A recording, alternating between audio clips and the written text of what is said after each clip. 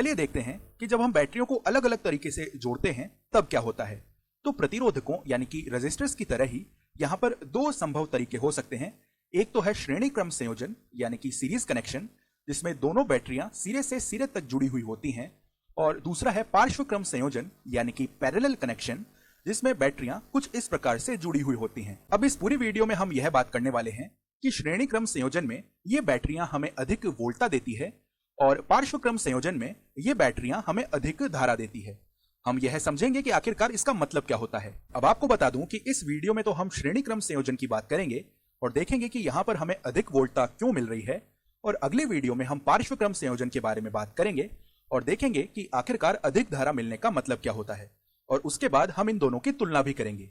तो चलिए अब हम श्रेणी क्रम संयोजन पर ध्यान केंद्रित करते हैं और यह समझते हैं कि श्रेणी क्रम संयोजन में बैटरियों को जोड़ने से हमें अधिक वोल्टता क्यों मिलती है। अब यहाँ पर हम एक ऐसी चीज से शुरुआत करने वाले हैं जिसके बारे में हम पहले से ही जानते हैं।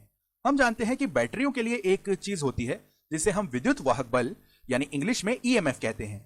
तो चलिए मान लेते हैं कि इस बैटरी के लिए जो विद्युत वाहक बल है यानी जो ईएमएफ है वह E1 है और E1 बराबर 5 वोल्ट है, और इस बैटरी के लिए जो ईएमएफ है वह E2 है और वह 7 वोल्ट है। अब आइए इस प्रश्न का उत्तर देने की कोशिश करते हैं कि इन दोनों बैटरियों का तुल्य विद्युत वाहक बल क्या होगा, यानी कि इफेक्टिव ईएमएफ इनका क्या होने वाला है।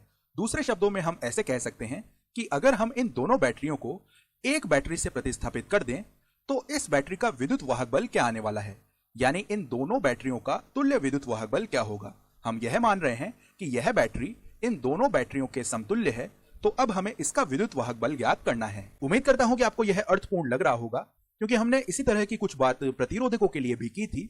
तो अब जरा तार्किक रूप से यह सोचिए कि हम तुल्य विद्युत वाहक बल कैसे ज्ञात कर सकते हैं। मैं नहीं चाहूंगा कि आप यहाँ पर व्युत्पत्तियों और गणनाओं का सहारा लें, बस तार्किक रूप से इसे सोचने का प्रयास कीजिए। अब इसके बारे में सोचने के लिए हमें यहाँ पर ईएमएफ यानी कि विद्युत वाहक बल या कह सकते हैं कि इलेक्ट्रोमोटिव फोर्स के बारे में पता होना चाहिए। हमने इसके बारे में पहले की वीडियोस में बात कर रखी है, लेकिन चलिए एक बार हम यहाँ पर इसे पुनः दोहरा लेते हैं। अब ईएमएफ के विचार के बारे में मैं कुछ ऐसे सोचता हूँ कि बैटरियों का काम क्या होता है। हम जानते हैं कि बैटरियों का काम होता है आवेशों को धकेलना, और इसे कुछ ऐसे समझ सकते हैं कि बैटरियों का काम होता है धनावेशों को धकेलना। वैसे असल में तो बैटरियां इलेक्ट्रॉनों यानी कि ऋणावेशों को धकेलती हैं, लेकिन धनावेशों के पदों में सोचना आसान होता है, तो हम इसके बारे में कुछ ऐसे ही सोचते हैं। तो हम कह सकते हैं बैटरियों का काम होता है धनावेशों को ऋणात्मक टर्मिनल से धनात्मक टर्मिनल की ओर धकेलना। तो चलिए मैं यहाँ पर एक धनावेश लेकर आ जाता हूँ। बैटरी यहाँ पर असल में एक पंप की तरह कार्य करती है, यानी यह इस धनावेश को नेगेटिव से पॉजिटिव तक ले जाती है, फिर से यहाँ पर नेगेटिव से पॉजिटिव तक ले जाती है, और ईएमएफ प्रदर्शित करता है कि बैटरी आवेश को प्रति कूलम कितनी ऊर्जा प्रदान करती है। उदाहरण के लिए अगर यहाँ पर विद्युत वाहक बल 5 वोल्ट है, तो इसका मतलब है कि जब यह बैटरी इस धनावेश को नेगेटिव से पॉजिटिव तक ले जाती है तो प्रति कूलम यह इसे 5 जूल की ऊर्जा प्रदान करती है। अगर यह आवेश 1 कूलम होता तो यहाँ पर प्रदान की गई जो ऊर्जा है वह 5 जूल होती। अब समान रूप से यह बैटरी क्या कर रही है, देखिए अगर यह इस धनावेश को यहाँ पर नेगेटिव से पॉजिटिव तक ले जाती है तो यह प्रति कूलम इसे 7 जूल की ऊर्जा प्रदान कर रही है। अगर यह आवेश 1 कूलम होता तो इस बैटरी द्वारा प्रदान की गई जो ऊर्जा है वह 7 जूल होती। अगर आपको अभी भी ईएमएफ की यह अवधारणा समझ में नहीं आई है तो मैं आपको कहूंगा कि आप हमारे पहले वाले वीडियोस जाकर देखें, जिनमें हमने ईएमएफ, आंतरिक प्रतिरोध, टर्मिनल वोल्टता इन सब के बारे में बात की है, और वे वीडियोस देखकर आप वापस यहाँ पर आ सकते हैं। अब इसके बाद हम यह सवाल कर रहे हैं कि इस तुल्य बैटरी का ईएमएफ क्या होगा। अगर हम इसके ईएमएफ को ES कह देते हैं तो यह ES आखिरकार क्या होने वाला है। तो अब हम असल में यही कह रहे हैं कि अगर हम इस 1 कूलम आवेश को यहां से यहां तक लेकर आ रहे हैं तो इन दोनों बैटरियों के कारण साथ में अब कितनी ऊर्जा स्थानांतरित हो रही है, और वही हमारा तुल्य ईएमएफ आ जाने वाला है। तो अभी जो मैंने बात कही है अगर वह आपको समझ में आ गई है तो एक बार इस वीडियो को पॉज कीजिए और इसके बारे में स्वयं से सोचिए। उम्मीद करता हूं कि आपने तुल्य ईएमएफ के बारे में सोचा होगा। अब आइए साथ में मिलकर हम इसे करते हैं। तो देखिए जब यह 1 कूलम का आवेश यहां से यहां तक आ रहा है तब यह 5 जूल ऊर्जा ग्रहण करता है, और जब यह यहां से यहां तक आ रहा है तब यह 7 जूल ऊर्जा ग्रहण करता है। तो यहां पर कुल स्थानांतरित जो ऊर्जा है प्रति कूलम, अगर हम वह ज्ञात करना चाहते हैं, वह आ जाएगी 5 जूल प्लस 7 जूल यानी कि 12 जूल। तो इसकी मदद से अब हम कह सकते हैं कि यहां पर जो तुल्य ईएमएफ है वह 12 वोल्ट आ जाएगा। तो इसके परिणाम स्वरूप अब हम लिख सकते हैं कि यहां पर श्रेणी क्रम संयोजन में जो तुल्य ईएमएफ है यहाँ पर S का मतलब है सीरीज यानी कि श्रेणी क्रम। तो जो तुल्य ईएमएफ है वह आ जाएगा E1 प्लस E2। और उम्मीद करता हूं कि आप समझ पा रहे होंगे कि अगर यहाँ पर और ज्यादा सेल जुड़े हुए होते तो यह तुल्य ईएमएफ आ जाता E1 plus E2 plus E3 plus E4 plus इसी तरह चलता जाता। और इसी के कारण मैंने यह भी कहा था कि श्रेणी क्रम संयोजन में हमें अधिक वोल्टता मिलती है। अब इसका मतलब है कि जब भी हमें बैटरियों से ज्यादा वोल्टता चाहिए होगी तो हम उन बैटरियों को श्रेणी क्रम में संयोजित कर देंगे।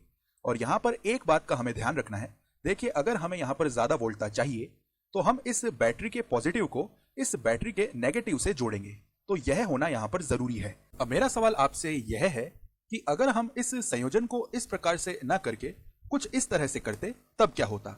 अगर हम इन्हें यहाँ पर कुछ ऐसे जोड़ देते तो उस स्थिति में क्या होता? अगर हम पॉजिटिव को पॉजिटिव से या नेगेटिव को नेगेटिव से जोड़ देते हैं तो इस स्थिति में तुल्य ईएमएफ क्या आएगा? इसके बारे में जरा तार्किक रूप से सोचिए। जैसा हमने यहां पर सोचा था उसी का उपयोग कीजिए और मैं चाहता हूं कि आपका जवाब लॉजिकल होना चाहिए। एक बार इस वीडियो को पॉज कीजिए और इसे स्वयं से सोचिए।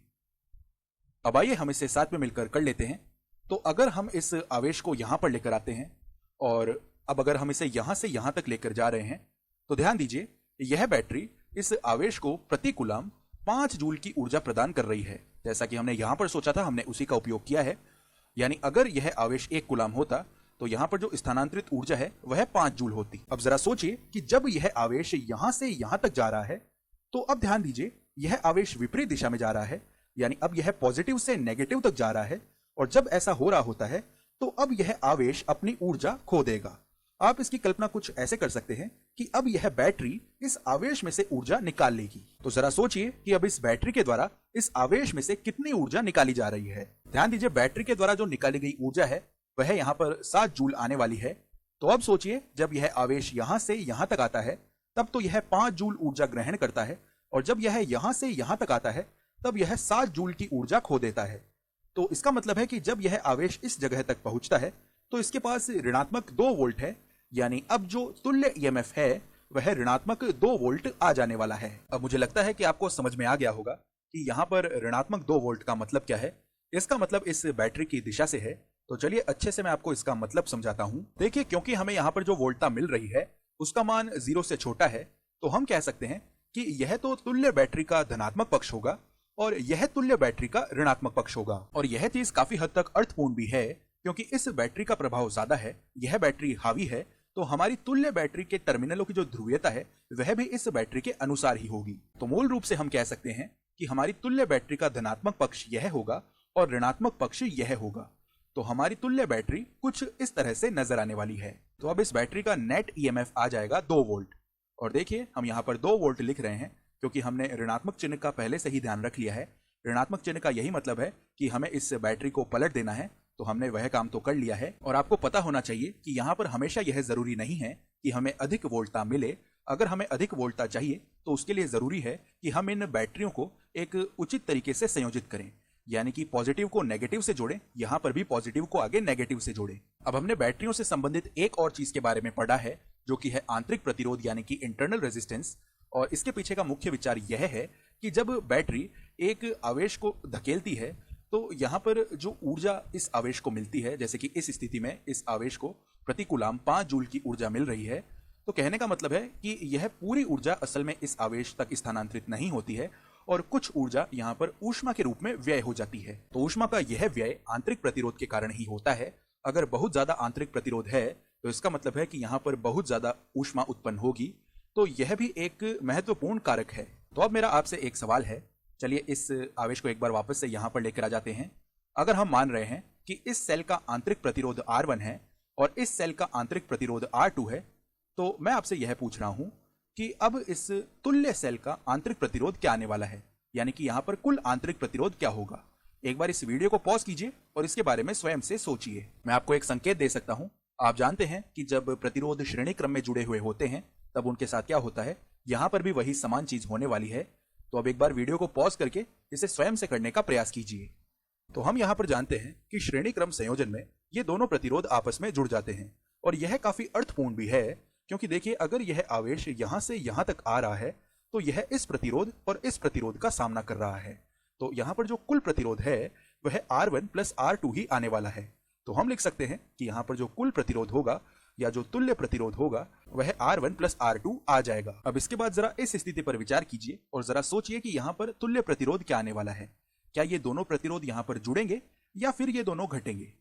तो मैं आपको बता दूं कि तुल्य प्रतिरोध बैटरियों की व्यवस्था पर निर्भर नहीं करता है। यहाँ पर ये प्रतिरोध जुड़ने वाले हैं क्योंकि प्रतिरोधों के पास ध्रुवीयता नहीं होती है, तो इस बात का फर्क नहीं पड़ता है कि हम बैटरियों को किस प्रकार से जोड़ रहे हैं, इनके प्रतिरोध तो हमेशा जुड़ने ही वाले हैं। तो अगर मैं सारांश रूप में कहूँ तो अगर हमें यहाँ पर अधिक वोल्टता चाहिए इन बैटरियों से तो हम इन्हें श्रेणी क्रम में जोड़ देते हैं। अगर हम बैटरियों को उचित तरीके से जोड़ रहे हैं तो इनके ईएमएफ आपस में जुड़ जाते हैं और इनके जो आंतरिक प्रतिरोध हैं वे तो हमेशा ही जुड़ते हैं। अब अगली वीडियो में हम पार्श्व क्रम संयोजन के बारे में बात करेंगे।